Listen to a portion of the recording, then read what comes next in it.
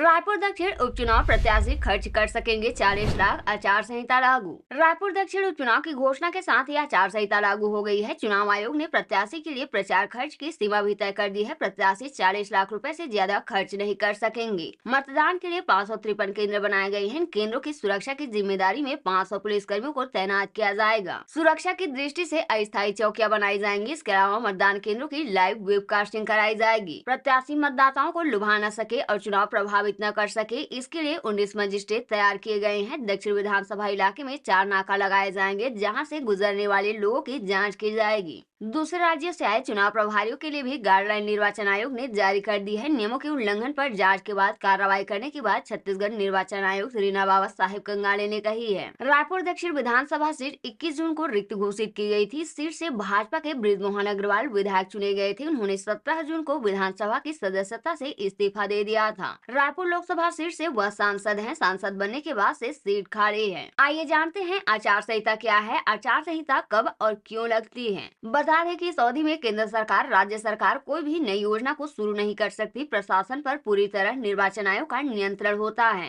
निर्वाचन आयोग अपनी इच्छा के अनुसार अधिकारियों का ट्रांसफर और उन्हें कार्य सौंप सकता है। चुनाव की तिथि के साथ ही आचार संहिता की भी घोषणा की जाती है। इसके साथ ही चुनाव आयोग को कई अधिकार प्राप्त हो जाते हैं। इन अधिकारों के कारण कोई भी इसके कार्य में हस्तक्षेप नहीं कर सकता है, इसलिए आचार संहिता लगाई जाती है। आचार संहिता चुनाव की तिथि की घोषणा से लेकर परिणाम की घोषणा तक लागू रहती है। इस बीच निर्वाचन आयोग के नियमों का पालन करना अनिवार्य है, नहीं तो निर्वाचन अधिकारी के द्वारा दंड दिया जा सकता है। बता दें कि केंद्रीय चुनाव आयोग ने रायपुर दक्षिण विधानसभा सीट पर उपचुनाव की घोषणा कर दी है। इस सीट पर 13 नवंबर को मतदान होगा और 23 नवंबर को मतगणना होगी। यह सीट भाजपा विधायक बृजमोहन अग्रवाल के सांसद चुने जाने के बाद से खाली हुई है।